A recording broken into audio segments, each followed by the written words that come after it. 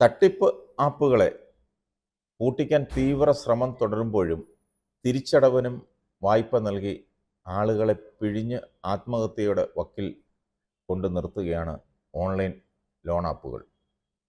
അടിയന്തര ആവശ്യത്തിന് 3000 രൂപ വായ്പ എടുത്ത ആലപ്പുഴ സ്വദേശിനിയെ പലിശ ഉയർത്തി സമ്മർദ്ദത്തിലാക്കി തിരിച്ചടവിനായി ലോണുകൾ എടുപ്പിച്ചത് നിരവധി തവണ. 1.5 ലക്ഷം രൂപയോളം ആകെ തിരിച്ചടച്ചെങ്കിലും വീണ്ടും ഭീഷണി തുടർന്നു.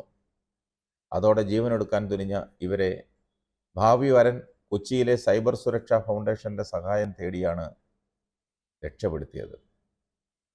വെറും 3000 രൂപയ്ക്ക് 200 രൂപ മാത്രമാണ് പലിശ എന്നാണ് ലോൺ എടുക്കുമ്പോൾ പറഞ്ഞിരുന്നത്. തിരിച്ചടവ് ദിവസം 200 രൂപ കൂടി പലിശ ഉയർത്തി. കൂടുതൽ പണം നൽകാനില്ലെന്ന് അറിയിച്ചതോടെ മറ്റൊരു ലോൺ നിർദ്ദേശിച്ചു. ഇതിൽ നിന്നും എടുത്ത 3000 രൂപയ്ക്ക് 4000 രൂപയായിരുന്നു തിരിച്ചടവ്.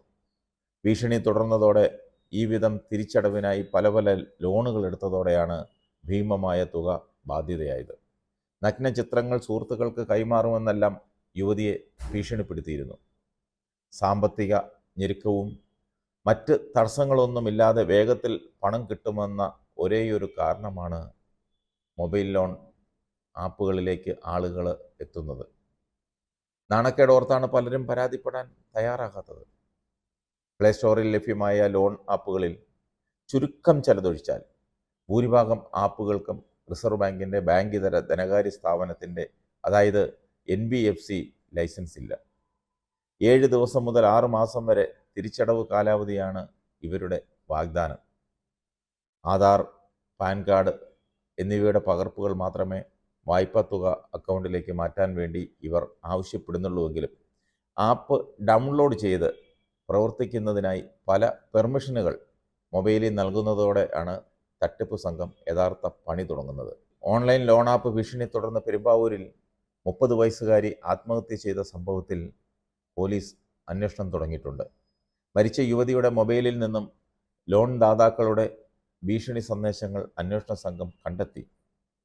നഗ്ന ചിത്രങ്ങൾ പ്രചരിപ്പിക്കുമെന്നായിരുന്നു അവരുടെ ഭീഷണി. ഫോൺ ഫോറൻസിക് പരിശോധനയ്ക്ക് കൈമാറും. പാകിസ്ഥാനടക്കം വിവിധ രാജ്യങ്ങളിൽ നിന്നാണ് ഈ ഭീഷണി സന്ദേശം എത്തിയിട്ടുള്ളത്. 6500 രൂപയാണ് യുവതി ലോൺ എടുത്തത്.